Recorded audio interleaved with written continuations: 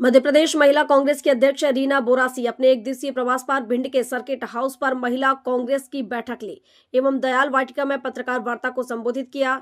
इसके साथ ही भिंड के पास मनका बाग गांव में मनरेगा संग्राम अभियान में भी शामिल हुई। प्रेस को जानकारी देते हुए संतोष त्रिपाठी ने बताया, उक्त प्रेस वार्ता में रीना बोरासी जी ने कहा, राज्य सरकार को भिंड में बेरोजगारों को रोजगार उपलब्ध कराने के लिए विशेष योजना घोषित करना चाहिए।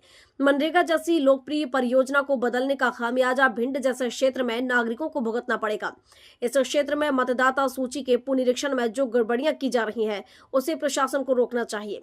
भिंड में रोजगार के अवसर बहुत सीमित हैं, यहाँ पर बेरोजगारी सबसे बड़ी समस्या है। प्रदेश में 23 साल से चल रही भाजपा की सरकार के द्वारा भिंड को विकास की मुख्य धारा में शामिल करने की दिशा में कोई काम नहीं किया गया है। यह जरूरी है कि भिंड में रोजगार के अवसर पैदा किए जाएं और यहाँ के बेरोजगारों को सरकार का साथ और समर्थन मिले। इस क्षेत्र के विकास के लिए सरकार को विशेष योजना तैयार कर घोषित करना चाहिए। कांग्रेस शासन काल में लागू की गई मनरेगा योजना में भाजपा की दिल्ली सरकार के द्वारा जो संशोधन करने के साथ नाम बदल गया है, उसका खामियाजा भिंड सहित देश के सभी क्षेत्रों को भुगतना पड़ेगा। भारत सरकार नहीं चाहती है कि गरीब व्यक्तियों को एक साल में 100 दिन का कामकाज की गारंटी मिले और काम ना करने पर उन्हें मेहनताना मिले। सरकार की ओर से किया गया संशोधन जनता का विरोधी है। जनहित के नाम पर बनी सरकार जन विरोधी कदम उठा रही है। मतदाता सूची में पुनरीक्षण अभियान पूरा मध्य प्रदेश में चलाया गया है, उसमें पूरे प्रदेश के साथ भिंड में भी जमकर फर्जीवाड़ा किया जा रहा है।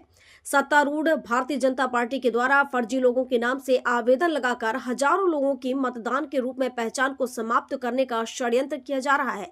ऐसी स्थिति में प्रशासनिक अधिकारियों की जिम्मेदारी है कि वह एक भी असली मतदाता का नाम मतदाता सूची से नहीं हटने दें और किसी फर्जी मतदाता का नाम नहीं जुड़ने दें।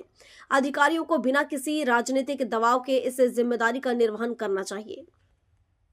हम लोग काम कर रहे हैं, आंकड़ा निकल के आपको बताएंगे।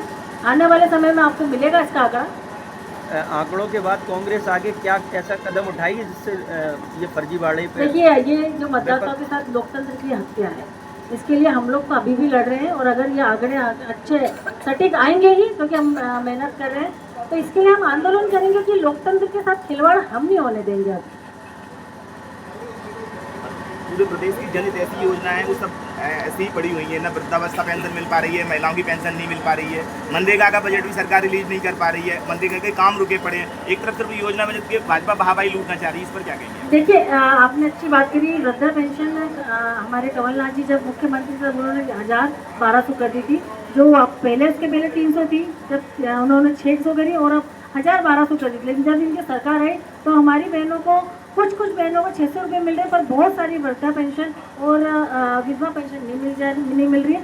और स्कॉलरशिप की बात करूँ, पिछले 2 साल से हमारे ST SC OBC के बच्चों को पढ़ने के लिए कोई भी है ना, उनको मतलब स्कॉलरशिप नहीं मिल रही है। तो बच्चा जब हमारा आने वाले भविष्य जिनकी हम बात कर रही, तो ऐसा कुटारदार हो गया कि आने वाले भविष्य पे आपको ख़त्म करते जा रहे हैं। आप चाहते ही नहीं है कि हमारे देश के बच्चे आगे बढ़े और पढ़ें। भिंड से श्याम सुंदर उपाध्याय की रिपोर्ट।